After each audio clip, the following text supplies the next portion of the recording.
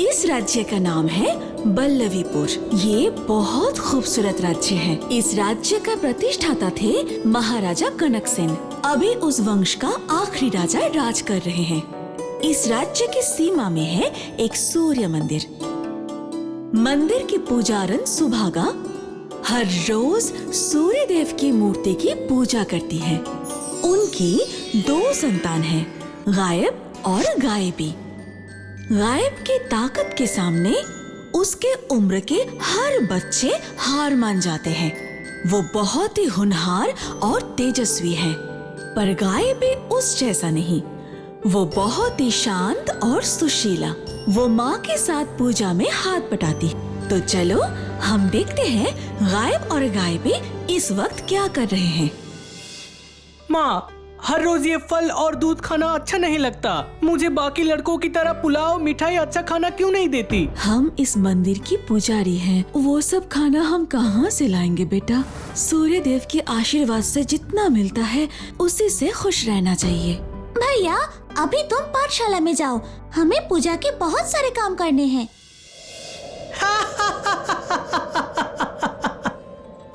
मेरे ताकत के सामने कोई भी टिक नहीं पाओगे, इसीलिए मेरे साथ कोई भी मत लड़ाई करना। अगर तुम सब मेरे बात मान के चलोगे तो मैं तुम लोगों को नहीं मारूंगा। हाँ, तुम हमारे राजा हो, हमारे प्रभु हो।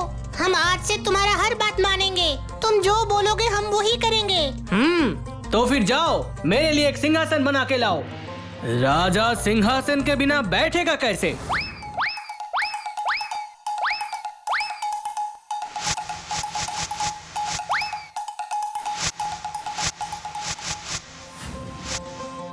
महाराज, अगर आप अपना पिताजी का नाम बोलते तो हम सभी को बहुत अच्छा लगता। हे, पिताजी का नाम मतलब वो क्या होता है? मतलब महाराज, आपका पिता का नाम क्या है? मेरा माँ का नाम सुभागा, बहन का नाम गायबी। और पिताजी का नाम? पिताजी? ये पिताजी क्या होता है? हम लोगों का महाराज का पिताजी नहीं है। महाराज का पिताजी नहीं है। महाराज का कोई पिता नहीं है।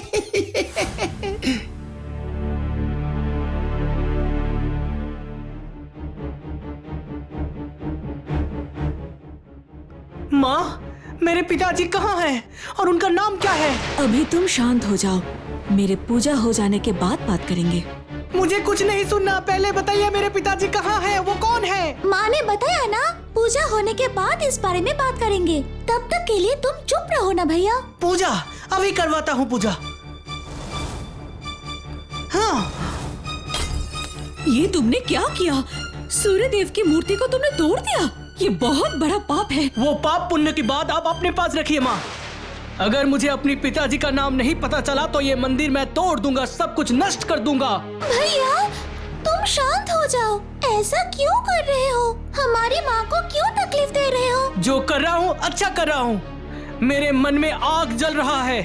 जब तक मैं सच बात नहीं जान पाऊंगा तब तक मेरे मन के आग में सब कुछ जल के खाक हो जाएगा।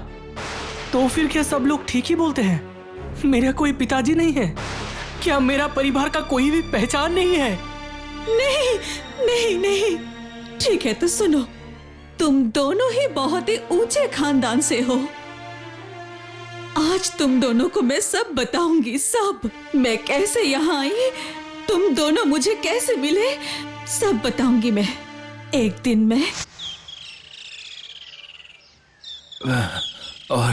और कितने दिन हमें ये जिम्मेदारी निभाना पड़ेगा प्रभु? मुझ में और शक्ति नहीं बचा है प्रभु। अब मुझे मुक्ति दीजिए। अगर ऐसा कोई मिलता जिसको मैं इस मंदिर का जिम्मेदारी सौंप सकता, मुझे सुकून मिल जाता प्रभु।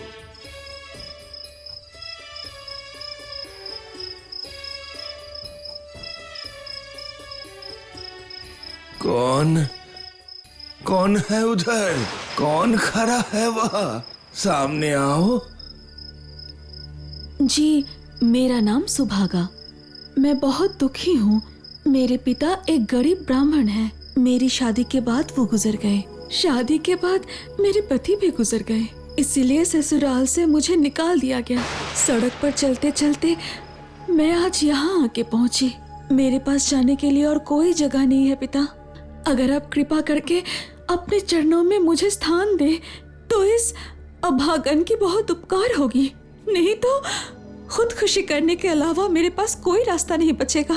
तुमने मुझे पिता कह के पुकारा, ऐसे कैसे हो सकता है कि मैं तुमको ठुकरा सकूं? देखकर लगता है बहुत दिनों से तुम भूखे हो और प्यासे भी हो। आओ मेरे साथ, आओ मेरे साथ अंदर चलो।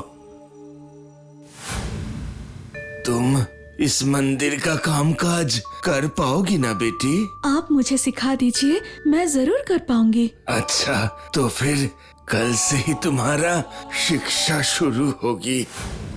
समय के साथ साथ दिन भी गुजरने लगे। पंडित जी समझ गए थे कि वो अब ज्यादा दिन इस दुनिया में नहीं रहेंगे। वो ज्यादातर दिन बीमार रहते थे, इसीलिए वो पूजा का सारा कामकाज सुभागा को अच्छी तरह सिखाकर उसके ऊपर सारा दायित्व सौंप दिया। एक दिन वो सुभागा को बुलाया और कहा,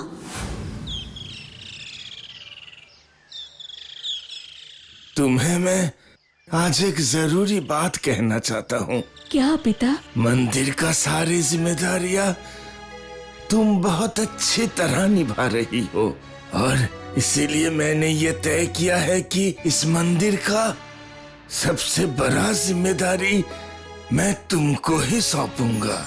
बड़ा जिम्मेदारी? हाँ,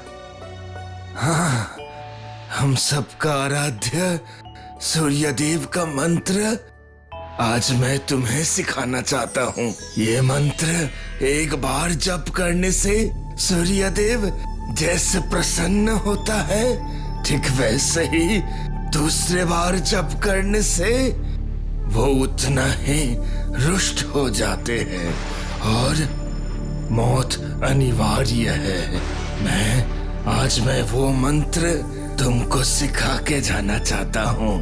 मुझे पता है इस वजह से मेरा मौत भी अनिवार्य है, लेकिन इसके अलावा और कोई चारा भी नहीं है। नहीं नहीं पिता, आप मुझे छोड़कर कहीं नहीं जाएंगे। आपके अलावा इस दुनिया में मेरा कोई नहीं है।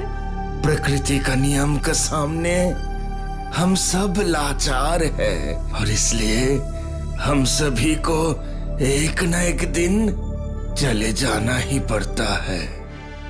लेकिन जाने से पहले मेरा ये अधूरा काम अगर मैं कर ना पाऊं तो मुझे मर के भी चैन नहीं मिलेगा और इसीलिए ये मंत्र आज मुझे सिखाना ही पड़ेगा। पिता मेरे ऊपर जो गुरु दायित्व सौंप कर गए हैं, मैं वो बहुत अच्छी तरीके से निभाना चाहती हूँ। प्रभु मुझे आशीर्वाद दीजिए। आज पहली बार मैं सूर्य मंत्र का जाप करने जा रही हूँ। हे प्रभु, मुझसे कोई गलती ना हो जाए।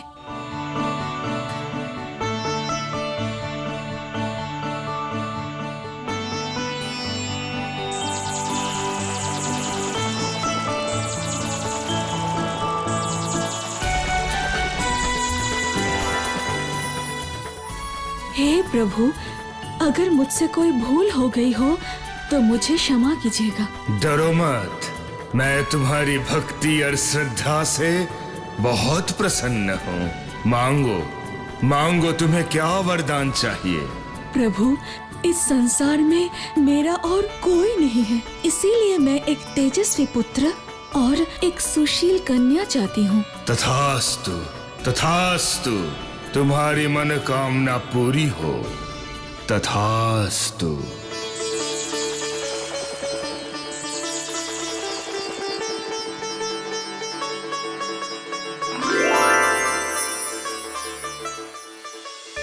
अगले दिन सुबह सुभागा की नींद खुली 2 बच्चों की रोने की आवाज से। अरे वाह, कितनी सौभाग्यवती हूँ मैं। हे सूर्यदेव, आपको कोटि कोटि प्रणाम। मेरी प्रार्थना स्वीकार करने के लिए मैं आपकी आभारी हूँ। ये दोनों कितनी प्यारी है।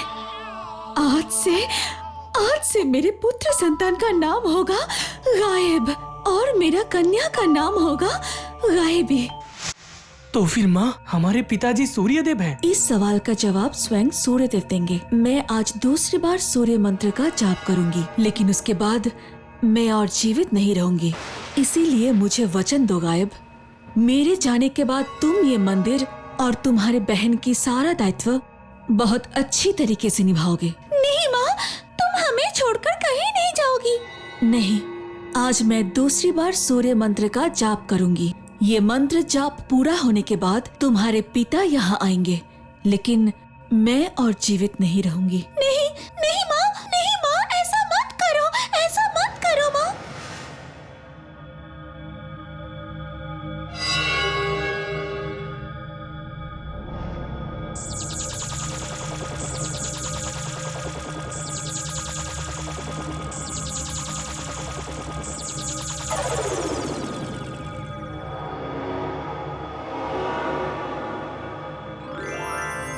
प्रभु, मुझे क्षमा कीजिएगा, मेरे पास और कोई उपाय नहीं था। कृपा करके मुझे बोलिए, बोलिए सूर्यदेव, गायब और गायबी किसके संतान हैं? शुभागा, इसका जवाब तुम खुद ही तो उनको दे सकती थी, इसलिए मुझे धरती पर बुलाने का कोई जरूरत नहीं था। इस अपराध के लिए तुम्हें कठोर दंड मिलेगा।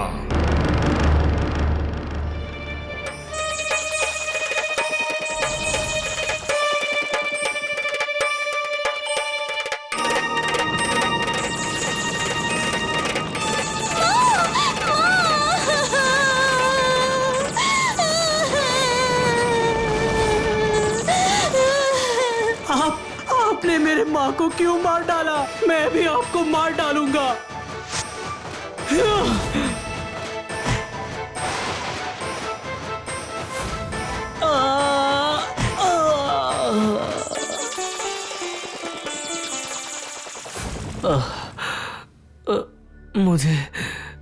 मुझे क्या हुआ था?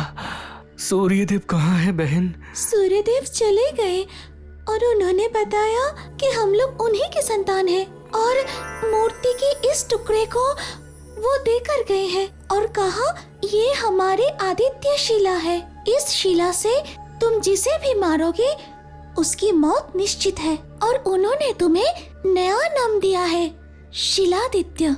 शिलादित्य? मेरा नाम शिलादित्य? हाँ भैया, तुमसे ही शुरू होगा एक नया वंश का, जिसका नाम होगा सूर्यवंश। सूर्यदेव ने कहा है कि उनकी कृपा दृष्टि हर समय तुम्हारे ऊपर रहेगी, इसीलिए जब भी तुम्हें खतरा हो उनका नाम याद कर लेना और युद्ध में जाने से पहले इस पवित्र कुंड के सामने बैठकर सूर्य मंत्र का जाप करना। ऐसा करने से 7 अश्व के साथ सप्ताश्व रथ आकर हाजिर हो जाएगी। उस रथ में बैठकर तुम युद्ध पर चले जाना। तुम्हें कोई भी किसी भी युद्ध पर कभी भी पराजित नहीं कर पाएगी, लेकिन ये बात सिर्फ हमारे बीच में ही रहनी चाहिए। अगर कभी भी कोई तीसरी व्यक्ति ये बात को जान जाए तो उसी दिन तुम्हारी मौत निश्चित है। मुझे याद रहेगा बहन। याद रखना भैया, ये पवित्र जल का कुंड ही सूर्यदेव के साथ संबंध करने की एकमात्र माध्यम है, इसलिए ये कुंड कभी भी अपवित्र नहीं होनी चाहिए। हम दोनों के अलावा इस मंदिर में कोई भी प्रवेश नहीं कर सकता। आज से इस मंदिर का दरवाजा सभी के लिए बंद होगा।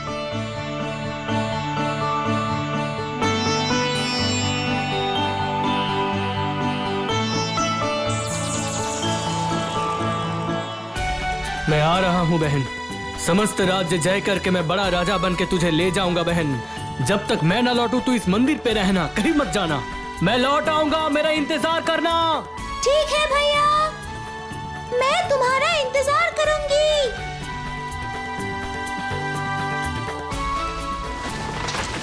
भैया, भैया बचाओ, बचाओ भैया।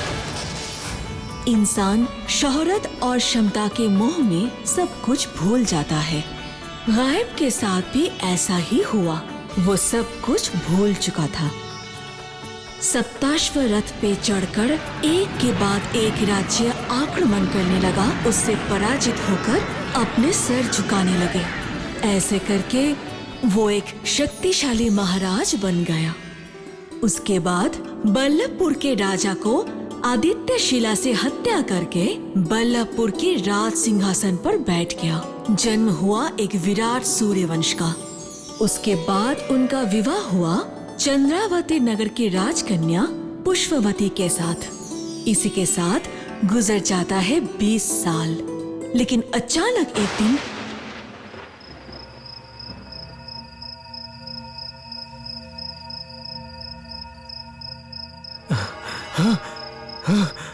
गायबी, मेरा बहन, मैं आ रहा हूँ। क्या हुआ महाराज?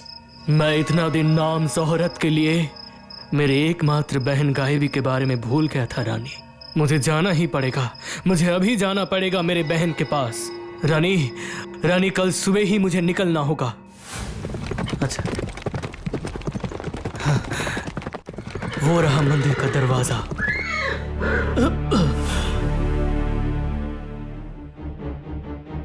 मेरा वो जाना पहचाना जगह आज मुझे हट से अनजान क्यों लग रहा है? ये क्या? ये मंदिर का क्या हालत हुआ है? ना है सूर्यदेव की मूर्ति, ना है वो पीतल का दिया, और मेरा वो छोटा सा बहन, वो गायबी कहाँ है? कहाँ गया गायबी?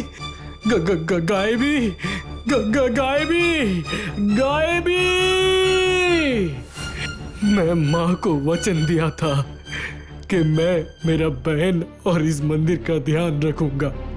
मेरा बहन, मुझे छोड़कर तू कहाँ चली गई? कहाँ चली गई? बोल तू। महल में लौटकर शीलादित्य अपने सेना को आदेश दिया कि मंदिर के जितने भी अंश शेष है सोने से मरम्मत कर दिया जाए।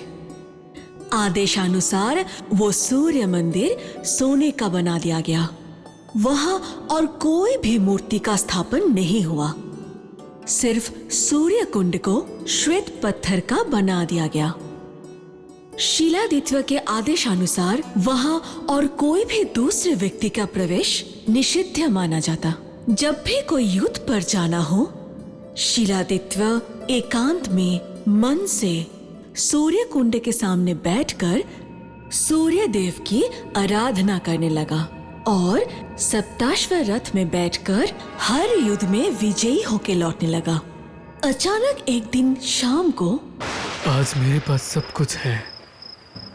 सूर्यदेव के आशीर्वाद से नाम, शोहरत, क्षमता, पैसा, सब कुछ। पर फिर भी क्यों मेरे मन में शांति नहीं है?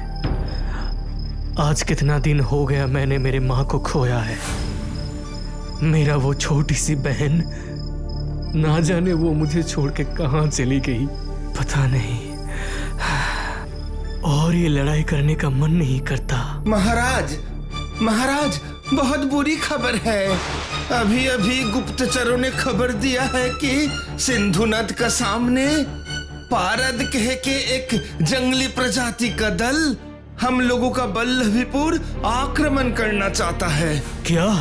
तुम देर मत करो, सेनापति को अभी जाके बोलो युद्ध की प्रस्तुति करे और मेरा सूर्य मंदिर पे जाने का प्रबंध करो। ये क्या महाराज, देश का ये घोर दुस्समय में आप रणभूमि जाने के बदले मंदिर जाना चाहते हैं? हाँ मंत्री, मुझे एक बार उस मंदिर पे जाना ही पड़ेगा।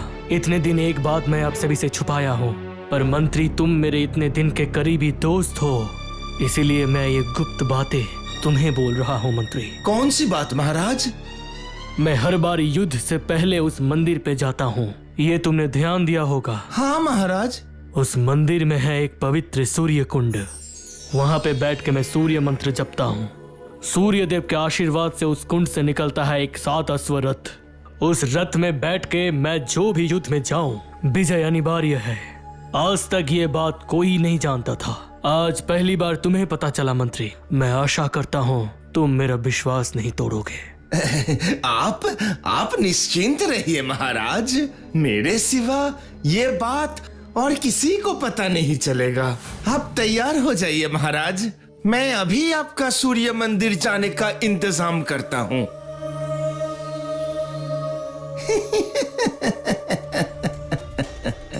विश्वास का मर्यादा।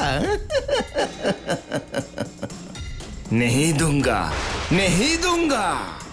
उस दिन से आज तक मैं सिर्फ एक गुलाम बन के रह गया हूं।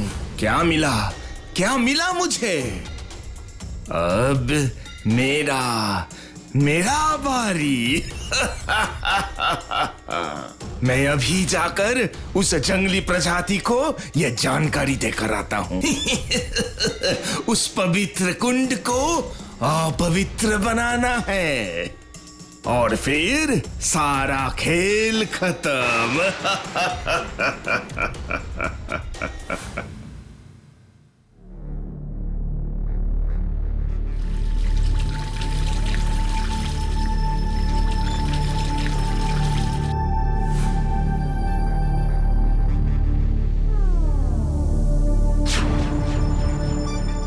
ये क्या? एक कुंड में लाल रक्त मिला के अपवित्र किसने किया? तो फिर क्या मंत्री? नहीं नहीं नहीं, ये मैंने क्या कर दिया?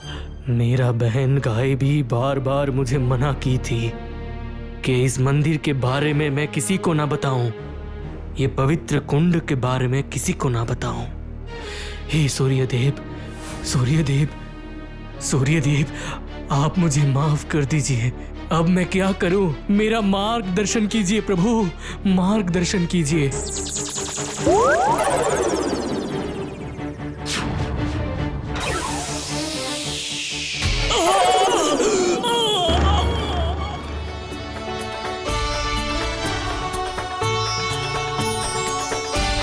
आओ वत्स, मेरे पास आओ।